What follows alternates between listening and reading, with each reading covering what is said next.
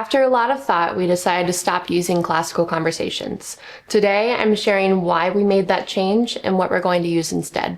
I'm Priscilla, homemaker and homeschool mom of 5. Most days you'll find me singing in the kitchen while cooking nourishing meals from scratch, homeschooling my young children, and doing my best to make the best use of every moment. Whether you're a new mom, a fellow homeschooler, or simply looking for encouragement, I hope you'll subscribe and join me as we steward our homes, teach our children, and pursue faith-filled, joyful homemaking each day. So to start off, just some history of our homeschooling. I've been homeschooling now for about 2 years, so I'm still a new homeschooler. My oldest is 6 years old and starting 2nd grade. I didn't necessarily do that intentionally. What happened was she was 4, so I was like, oh, 4, you do preschool. Then we zoomed through preschool and started kindergarten prep, and we zoomed through that. So then I was like, let's just start kindergarten. And we ended up doing all of that within a year. So then once she was 5, she was starting 1st grade. So it wasn't my intention to do that. It just never felt appropriate to just stop moving. And she was picking up everything really well, so we just kept going. My twins, on the other hand, they're 4 years old, and they seem like they're going to need a little more time understanding concepts than my daughter did. So my hope is to do junior kindergarten 2 times this year and then hopefully start kindergarten in the fall. I have 2 kids under them, but neither are homeschool age. One is almost 3 and the other just turned 1. So the 3-year-old, I did get him books so he can do things along with his brothers, but so far it's just scribbling in books. It's more so just for fun and to make him feel included because he definitely wants to be one of the twins. My general homeschool style is a classical Christian education. I first got interested in classical education when my family joined Classical Conversations. We have other family members that are involved with it, and they really hyped it up, and their kids are very impressive. And seeing that, I was like, let's just try that and see how it goes. Since then, I've really come to love classical education on my own. I had read a few books on classical education, but the one I loved the most was The Battle for the American Mind. I'll make sure to share links to all of the books that I've read in the description box below so you can look into them too. This book talks about how American education has been intentionally transformed over the last century by progressives, and basically how the solution to that is a classical Christian education. It's such a great book, and honestly, just flipping through it makes me want to read it again, or even get the audiobook and let my husband read it, because I love when he listens to books that I've read. It's also important to point out that CC is technically neoclassical and not the traditional classical model. The most obvious difference between the two is how they approach the trivium, which the trivium is grammar, logic, and rhetoric, if you haven't heard of that before.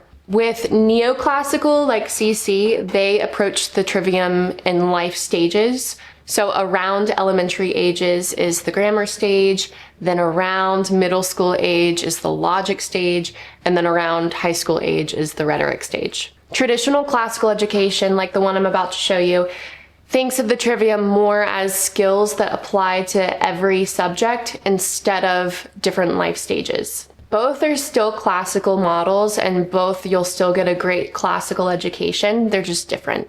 So now I'll get into why we're not doing classical conversations anymore. To give a few caveats, classical conversations, it really does seem to produce some really smart, intelligent kids.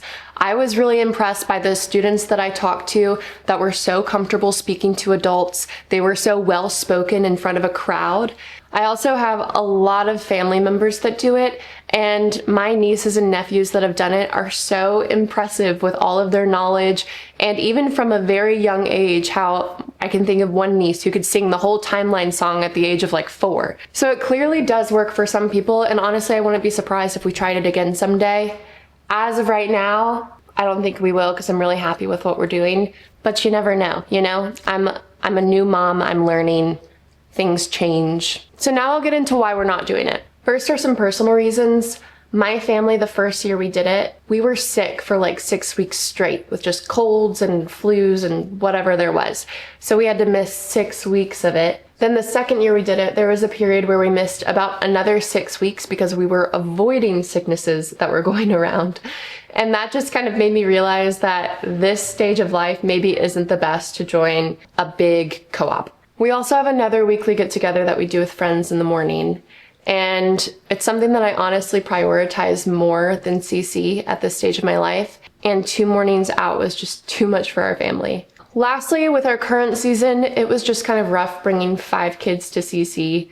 1 was in class and I was trying to help her.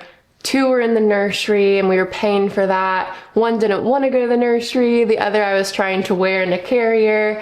It was just a little rough, and that was another reason we felt maybe it wasn't best to return. Now for some things that I actually don't like about CC. 1 is it's not a full curriculum. So you'll be spending all this time investing in CC and all the things they're teaching you, which are great, but you still have to figure out language arts and math at home. CC takes a lot of time, especially if you're wanting to do something like Memory Master and memorize all of the things that you learned that year. You don't have to do that. You could do it loosely, but it is so expensive that if you're spending all of that money, you might as well just do something else. Which leads me to my next point. It is expensive, and especially for a large family we have 5 kids right now. Lord willing, we'll have more. It costs a good amount per kid, and it gets even more expensive as they get older. And on top of that, if you have kids that are nursery age, you have to pay for the nursery per kid. And if you want anything like the timeline flashcards or just any more curriculum items, you have to pay that on top of everything else. And some people do choose to tutor to offset some of the cost, but that is hard to do with lots of kids, and you do have to take time preparing for your class, which just takes more time away from other things you could be doing in your own homeschool. If you're investing the money in CC, you'd really want to give it your all. And that's just not something that I wanted for my homeschool. I wanted something that felt more home focused with a co-op on the side than co-op focused with the home stuff on the side.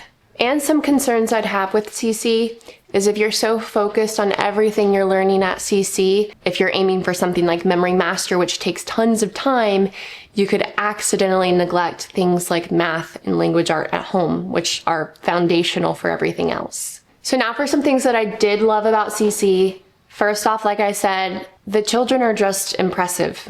A lot of the ones that I met, I was so impressed with how intelligent they were, how well-spoken they were, and how comfortable they were speaking in front of crowds, which is something that I could never do. I also love the timeline song, which if you've heard it, it's a bop. I love it. And I also love the children doing presentations every week. Like I've said, public speaking is not my thing, and I love the idea of my kids practicing public speaking every week. With my daughter, when she first started, she was so shy, and when she stopped, she was still very shy, but not as shy. So I was proud. Now let's get into what we're switching to instead.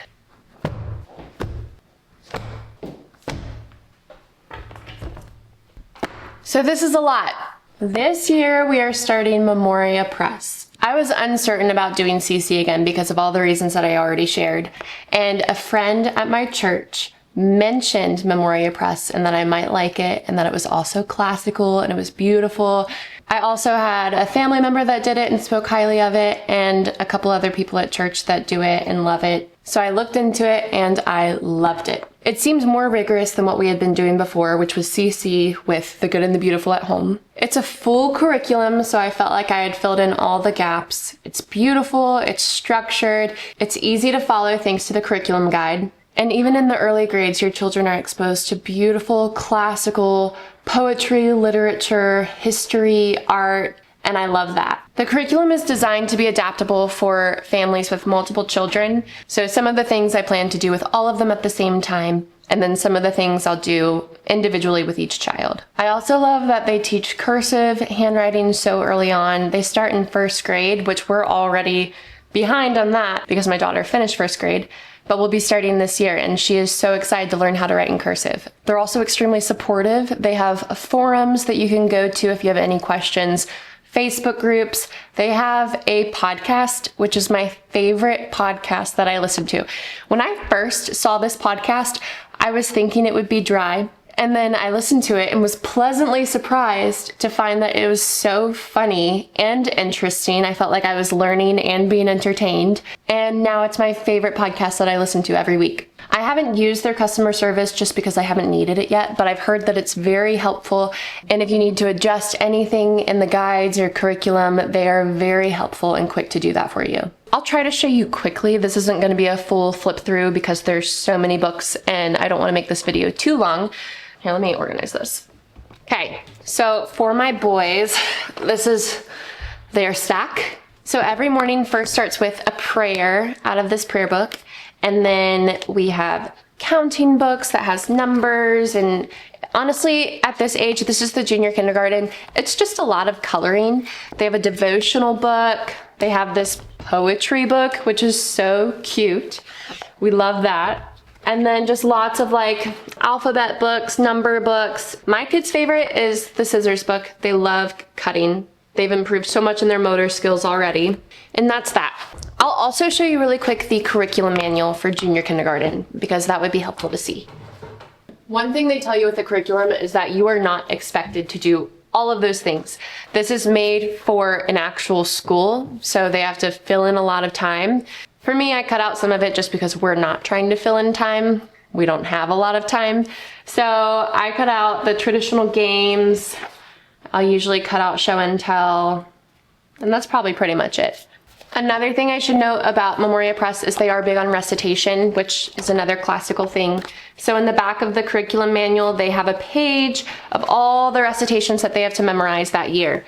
So it starts with the Pledge of Allegiance, saying the alphabet, counting to 10, and there's something every week that they have to memorize and hopefully be able to recite at the end of the year. Next, this is the curriculum guide for second grade.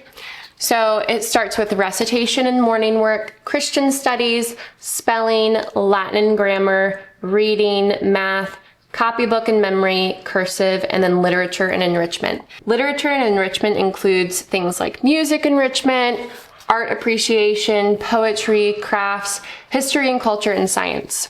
Which, once again, you do not have to do everything, just do what works with you.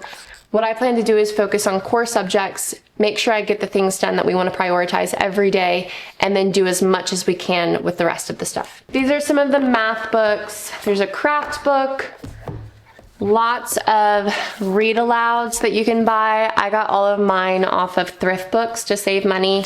You also don't have to buy them, but I just find it convenient, and if we do plan to stick with this, it'll be nice to have them on hand for future grades. There's an enrichment book, child's book of poems, so cute. Cursive, copybook, traditional spelling. These are the read alouds that my daughter will read this year. One thing I didn't share is that we actually did do the first grade literature over the summer just to make sure my daughter was ready to start second grade, and I'm so glad we did because doing the good and the beautiful and then switching to this, she definitely was not ready for this program where she left off with at the good and the beautiful. So I'm really glad we did that, and it was my favorite thing. All of the books are selected so well, they're so enjoyable to read, and I loved every day sitting with my daughter and reading together. It was very sweet. So this year, she'll be reading Beatrix Potter books, Little House in the Big Woods, The Courage of Sarah Noble, and Brambly Hedge. There's music enrichment, history enrichment. All of the literature has literature guides for the teacher and for the student. One change we are doing is we're doing Math Mammoth instead of the math curriculum that they have. I'm doing that because we switched to Math Mammoth last year and we really enjoyed it. And I've heard that if something's working for you, you don't want to switch it up. So we're just continuing that. We did get the Memoria Math Challenge. We just didn't get their other curriculum that they use, which is Rod and Staff, just because we already used Math Mammoth and really enjoyed it. I am most excited this year about doing the literature with my daughter. I really enjoyed listening to her read, and I love the classical literature that Memoria chooses. I'm also excited to see my twins improve in their handwriting and their fine motor skills. And I'm most excited about feeling like I have a full curriculum and there's no gaps that I need to worry about filling. If you have any experience with Memoria Press or classical conversations, I would love to hear about your experience below. It's definitely more than we're used to, and I'm assuming that it'll take a couple weeks for us to adjust. Maybe even a couple weeks is being optimistic. But once we do figure it out, I would love to come back here and share how it's going. Thank you for listening. Don't forget to like and subscribe. I'll see you next time.